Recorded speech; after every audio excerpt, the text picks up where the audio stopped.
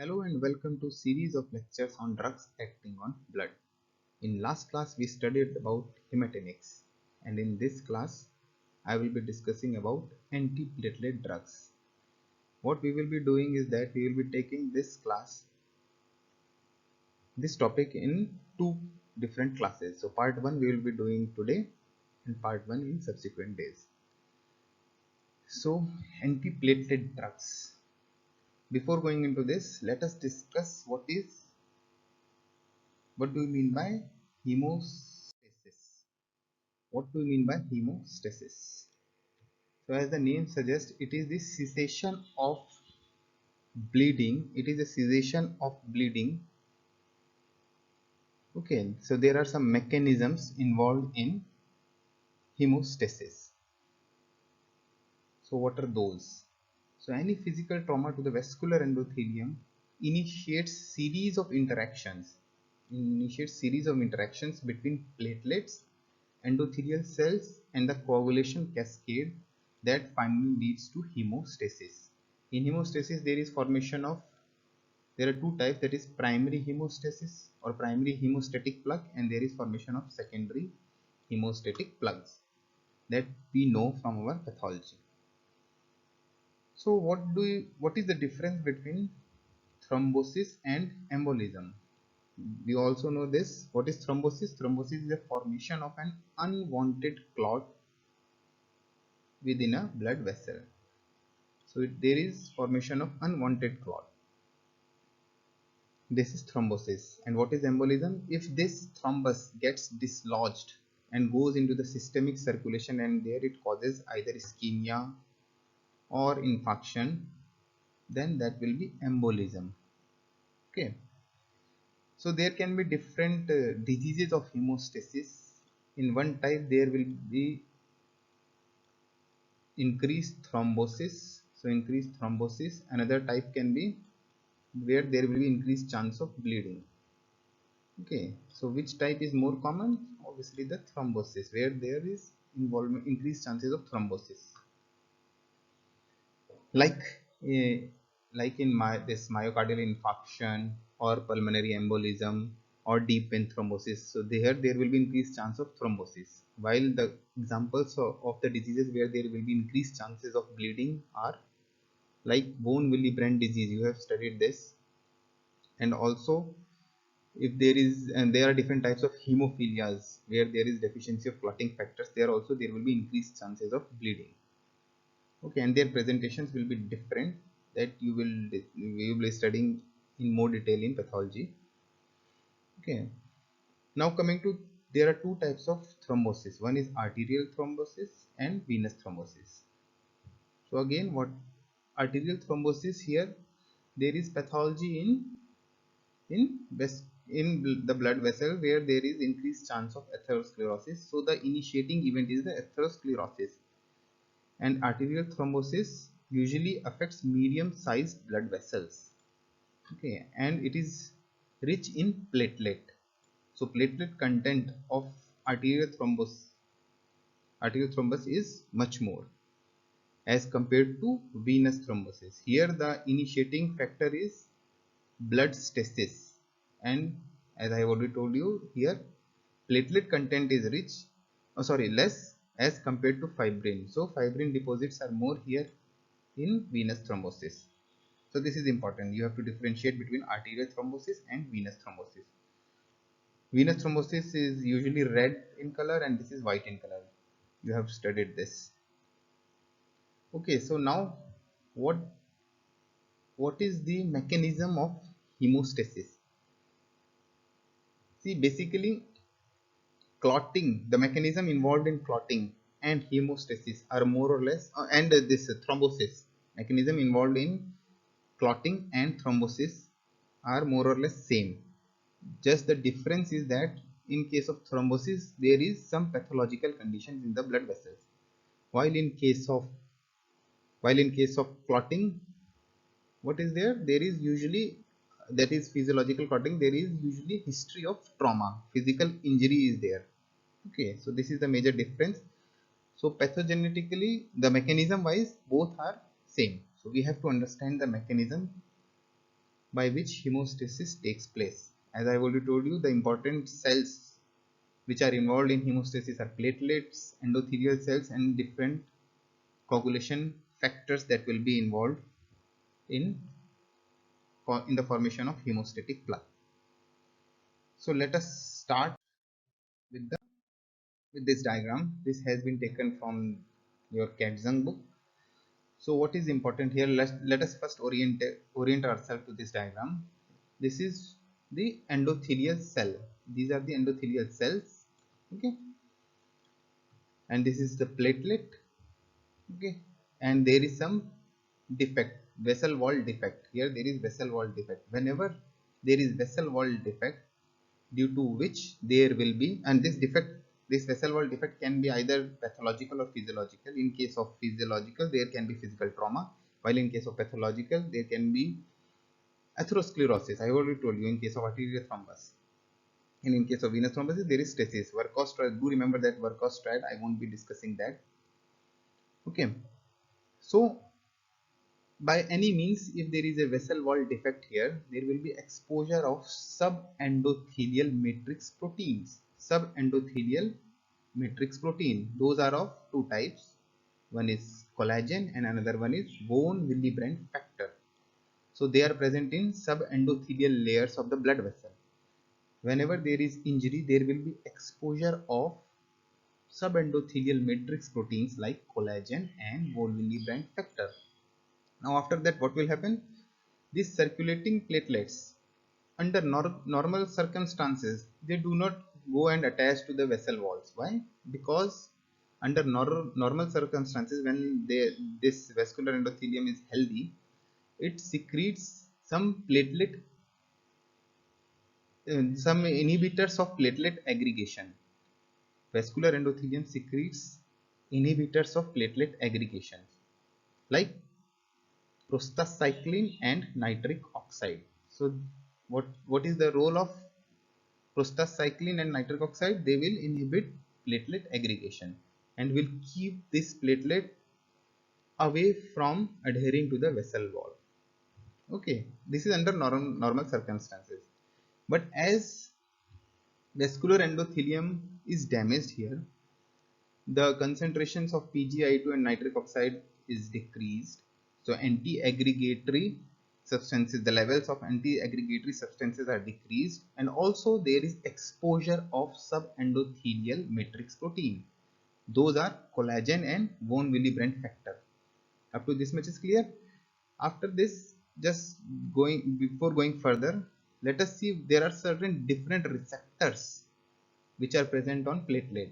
There are different receptors like GP1A, GP stands for glycoprotein, GP1A and GP1B, glycoprotein 1A, glycoprotein 1B, and glycoprotein 2B3A, GP2B3A. So these are the important receptors. Apart from the receptors for ADP and all, from prostacyclin also there are some receptors in platelet membrane, so that we will discuss further later. But before that, these three are the important receptors: GP1A, GP1B, and GP2B3A. So again, coming back to this, after injury to the blood vessel, there is exposure of subendothelial matrix protein like collagen and von Willebrand factor. As soon as these are exposed, the GP1A receptor of platelet will try to attach to this collagen of vascular endothelium, okay, subendothelial layer, and GP1B will attach to von Willebrand factor. So this process, that the platelet will go and attach to their respective matrix proteins, is called as adhesion. So first there will be adhesion of platelet to the vessel defect, okay, vessel wall defect. Here they will go and attach, that is adhesion of platelets. So first step.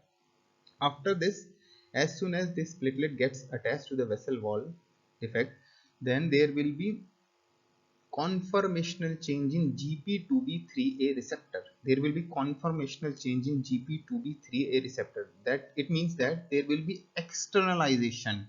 this GP2B3A receptor will undergo some conformational change and will come out.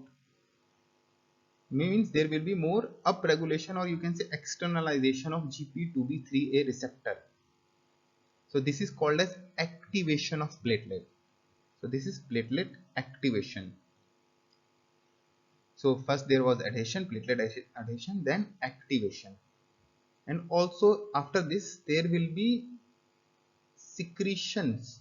There will be secretion of different chemical mediators which are stored in platelet granules. You know there are different types, two different types of platelet granules that you know. So from there will be release of, one is dense granules, you know, from dense granules there will be release of ADP, thromboxane A2 and serotonin. Okay, so they are the chemical mediators that will be released, and also there will be release of what? Thrombins. Okay,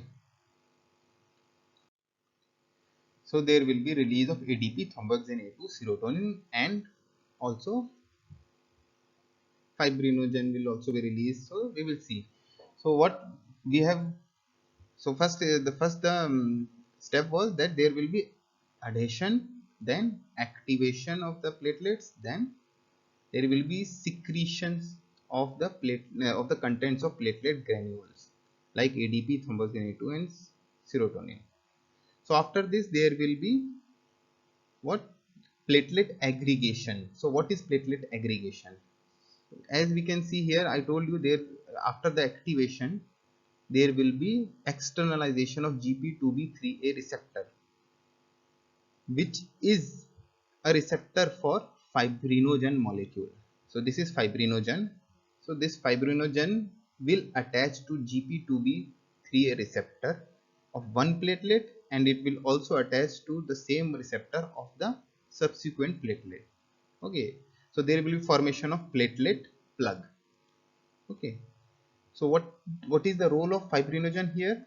Is there is it is acting as cement between the two platelets, cement in the formation of platelet plug. So as these are secreted, these chemical mediators, they will also cause platelet aggregation. They will also activate this GP2B3A receptor. There will be activation of platelets, and it will also cause platelet aggregation. So more of the platelet aggregation recruitment will be there, and there will be formation of primary hemostatic plug. Up to this much is clear. So primary hemostatic plug involves more of platelet, you can say platelet plug. It is a mainly involves platelets. So what do you mean by secondary hemostatic plug? So this primary hemostatic plug is actually temporary in nature, weak in nature. So thereby there will be parallelly, there will be activation of coagulation cascade. There will be parallelly activation of coagulation cascade, which will lead to the synthesis of thrombin, and this thrombin will convert fibrinogen into fibrin. So this is important. From coagulation cascade, what is coming? Fibrin. This fibrin will stabilize this clot, will stabilize this platelet clot, and this is called as secondary hemostasis.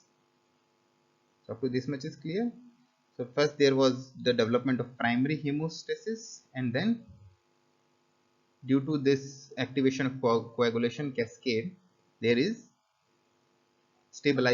formation of fibrin, and this stabilizes this clot, leading to secondary hemostasis or secondary hemostatic plug. Now one more thing, how prostacyclins and nitric oxide behaves as anti-aggregatory substances. So by the release of in normal intact, when there is intact vascular endothelium, there is release or synthesis of prostacyclins by the vascular endothelial cells, and this after releasing into the blood they will bind to its receptors which are present in platelet membrane, and thereby inside the platelet they will, this prostacyclin nitric oxide will cause increased synthesis of cyclic AMP. This is under normal circumstances when the vessel wall is healthy.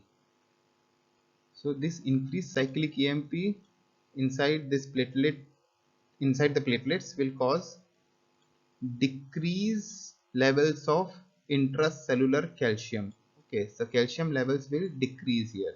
Intracellular levels of calcium will decrease.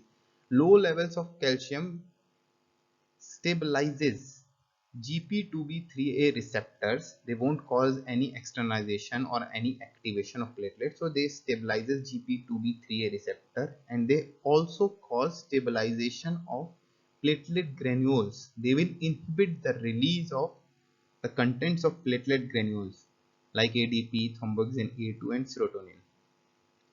One more thing, as we have studied from this diagram, that these chemical mediators, the contents of platelet granules, apart from thrombin also, they act as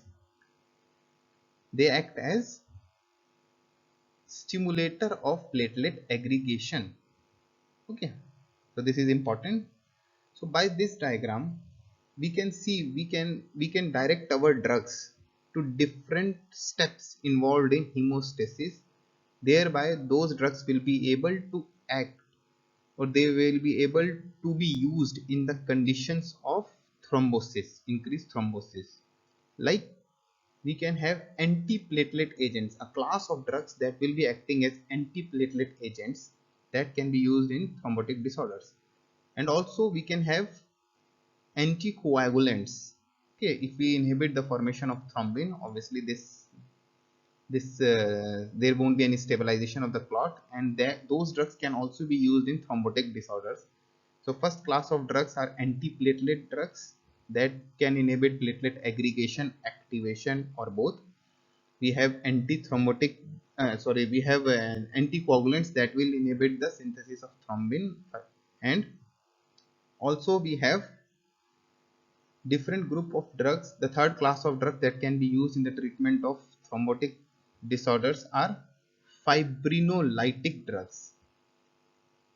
Suppose we have in physiology we have one chemical substance, that is plasmin. Plasmin is a substance that causes degradation of fibrin, that we know. So if there is too much of plasmin activity, there will be lysis of this clot. So these group of drugs that will increase the plasmin activity are called as are called as anti or they are called as fibrinolytic drugs. So they are called as fibrinolytic drugs or thrombolytic drugs. So we have three group of drugs that can be used in thrombotic disorders, like antiplatelet agents, then anticoagulant agents, and fibrinolytic agents. So we will be discussing all of these, but today we will start with antiplatelet agents first. Okay, up to this much, this diagram should be very clear to all. So now coming to what classes of antiplatelet drugs can be used. So again, based on this mechanism only, this mechanism of platelet aggregation, platelet adhesion, activation, aggregation, we can derive some of the drugs and their mechanism of action. So there are drugs that can inhibit the synthesis of thromboxane A2. This we have already studied during our autocoid chapter.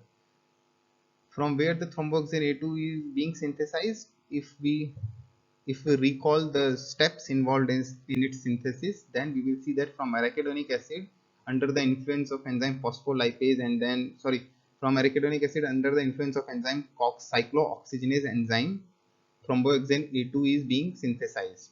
So if we give a COX inhibitor, that is specially COX-1 inhibitor, then that can act as antiplatelet agent. And the famous group of drug that irreversibly inhibits the enzyme cyclooxygenase is aspirin, and in a particular dose only aspirin was effective as antiplatelet agent, that is at low dose only. We will see the mechanism of action again. Other group of drugs that can act as antiplatelet agent are if we increase the levels of cyclic AMP. cyclic AMP is degraded by phosphodiesterase. So group of drugs that will inhibit the metabolism of cyclic AMP. By inhibiting the enzyme phosphodiesterase, those groups of drugs can increase the levels of cyclic AMP and thereby will act as anti-platelet agent, or they will inhibit the activation and aggregation of platelets.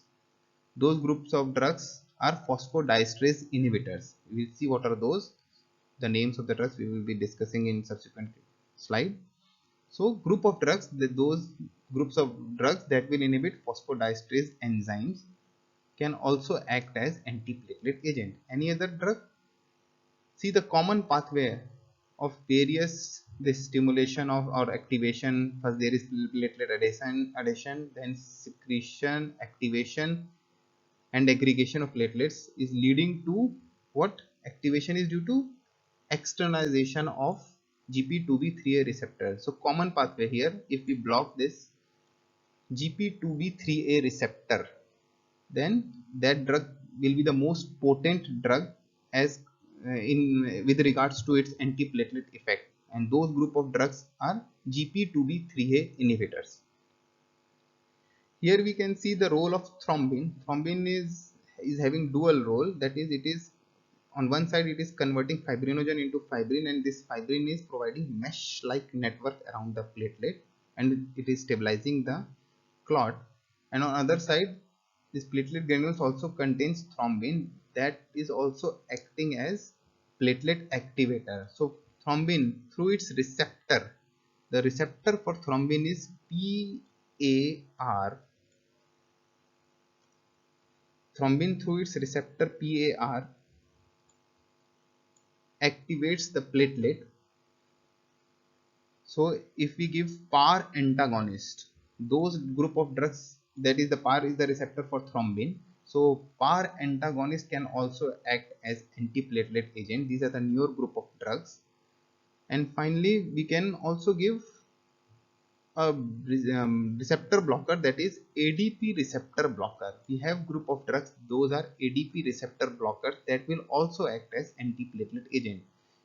Just remember the receptor for ADP. So ADP will bind to its receptor. Receptor for ADP is, which is present on platelet, is P2Y12. P2Y12. So ADP receptor blockers are also called as P2Y12 receptor blockers. So this is the classification of antiplatelet drugs.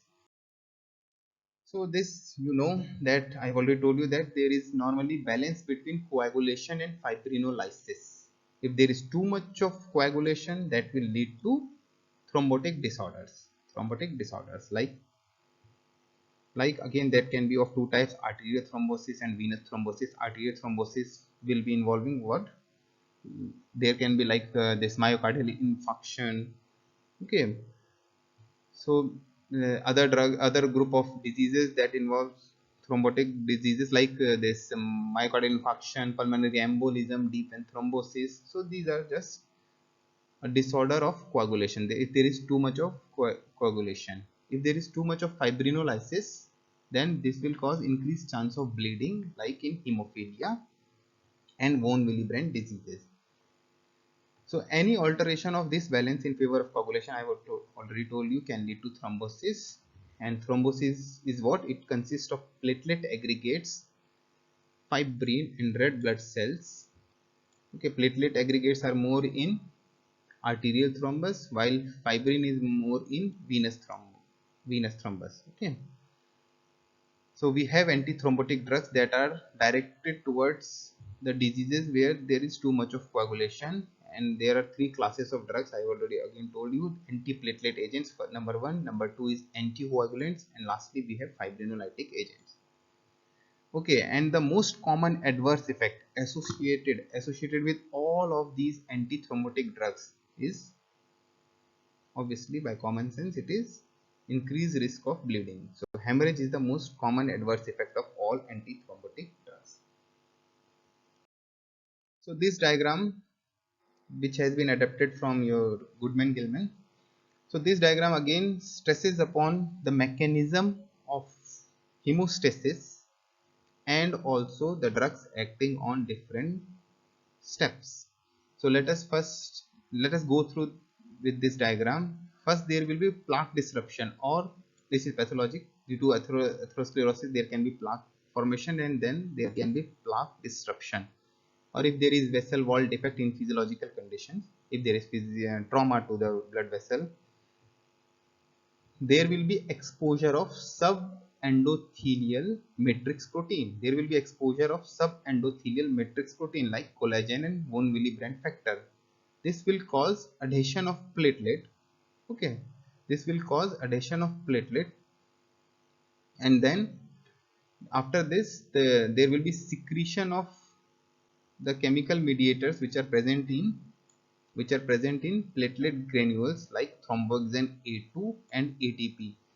When there is release of ADP, this ADP also causes increased synthesis of thromboxane A2 in the platelets. Okay, and these two things, thromboxane A2, ADP, and others like thrombin and all, they will cause increased platelet activation. Okay, and what do you mean of platelet activation? Platelet activation means there will be externalization, there will be conformational change in GP2B3A receptor, and with the help of fibrinogen molecule there will be platelet aggregation and formation of platelet plug. So what are the drugs, or what are the steps where we can inhibit those steps, and those drugs will be acting as antiplatelet agents. So aspirin, by inhibiting the enzyme COX-1, will decrease the synthesis of thromboxane A2. We have other group of drugs like ADP receptor blockers, that is the receptor for ADP is P2Y12.